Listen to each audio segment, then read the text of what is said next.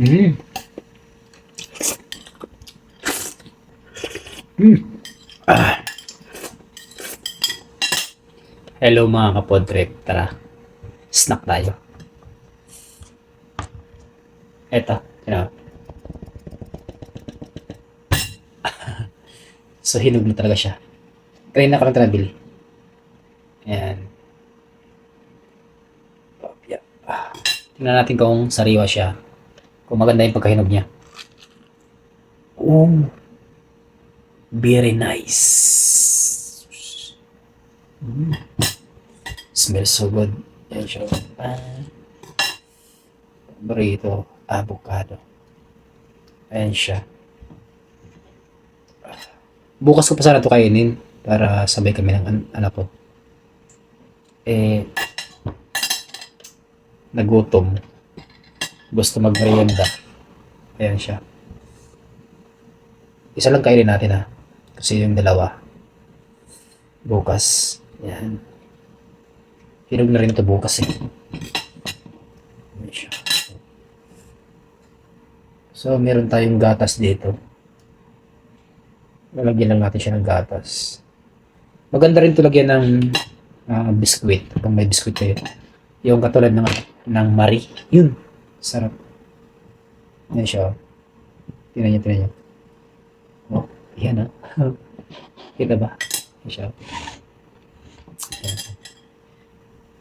Yan. Ang bango niya. Sarap talaga ng avocado, guys. Tigbungan ng avocado ngayon eh. Tapos santol. Ayan. July. July yan. Tigbungan yan ng santol, avocado. Halos magkakasabayan na sila. Ayan siya. Ayan. So, one down. Ayan siya. Pakita natin to para mag-crib din kayo ba? Lalaway. Yan, pasensya na sa maglalaway. Pasensya na sa mamaakit. Para pag nakakit kayo, yan, maisipan nyo kumain ng ganito. Para lahat tayo healthy. Yan. So maganda yung pagkahinog niya kasi hindi pa masyado lata. Kasi pag medyo lata na, medyo na siya pangit na siya kainin.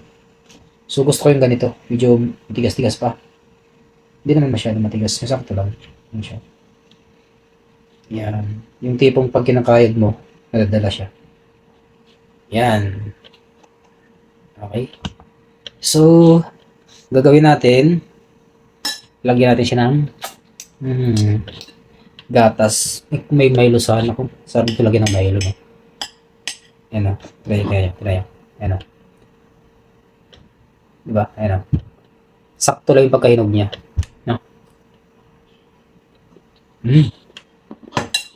Lagyan natin gatas. Sarap. Yung avocado, kahit makakain ka ng isa, busog ka na. Tapos kung parisan pa ng saging, panalo.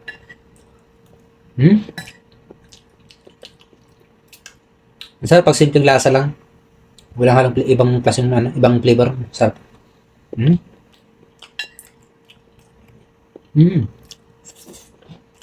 Ito na. Dahil malamig ito, ang gandang combination. Itong gatas na to, outside, ang tawag dito. Nabili ko dito sa TikTok. Ito siya.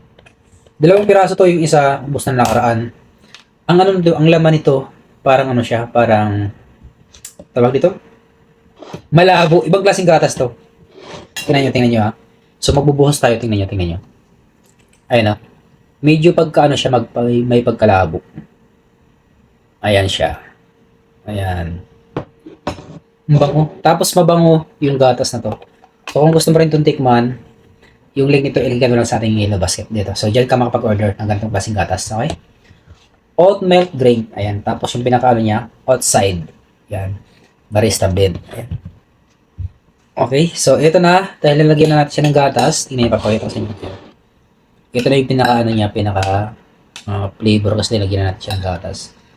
Sobrang sarap nito. Tapos kung nilagyan mo pa to ng condense, sobrang sarap. Yan. Tapos i-blend mo siya, no? Blender yung pinong-pino. Sarap. Pero sa akin, okay na yung ganito. Yung simple lang yung diretso kain. Grabe. Sarap, simple. Hindi masyado matamis. Saktong-sakto yung gatas na to. Ayaw kasi ng matamis na na gatas. Ito sakto talaga siya. Sarap.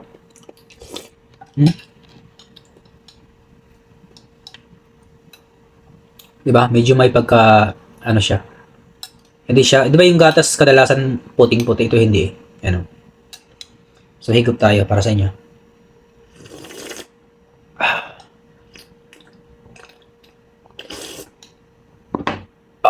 Oh lala. Sarap. Ibang klaseng gatas ito. Tikman nyo na to guys. Nasa basket lang.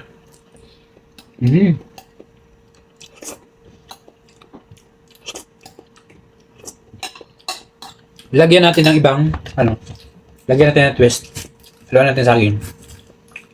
Yan. Time check pala natin guys. To 30. To 35.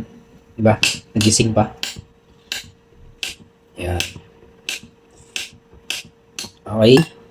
Ang gusto ko naman sa saging yung hindi masyado lata. Tulad nito, medyo hilaw-hilaw pa siya.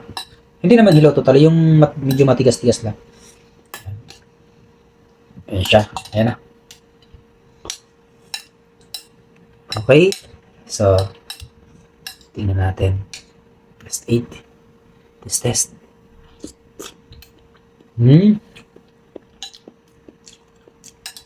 Panalo, sarap. Kasi yung gatas hindi masyado matamis. Nung nilagyan natin ng saging, nagkakaroon na siya ng tamis dahil sa saging. Mas lalo sumarap. Busin natin. Guys, try nyo to. Sarap. Avocado tsaka saging. Dati nung sa probinsya kami, mapupunta kami sa ibang baryo o sa bundok. Basta ibang baryo na yun. At tumatawid kami tapos sa Cambijong yata yun, Cambijong. Yan, dun sa bukid na yun. May avocado, pinya. Yan. Nangunguha kami. Pero ang pinaka talaga namin doon, yung nangunguha kami ng gagamba. Eh, syempre, pag namin, may bunga, pag may medyo malaki or talaga, okay na, kinukuha namin.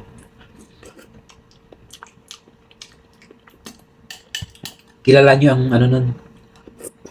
Sa mga panood ng video na to, yan. Sa Cambijong, kilala nyo kung sino may-ari ng ng kapinyahan dun. Pero totally, hindi naman talaga tinanim yung pinya na yun, tumutubo lang. Sa mga bato lang kasi.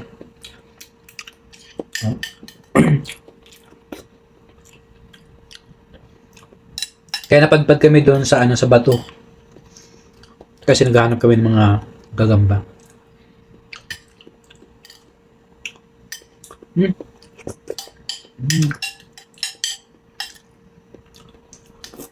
Meron ba? Simutin natin, simutin.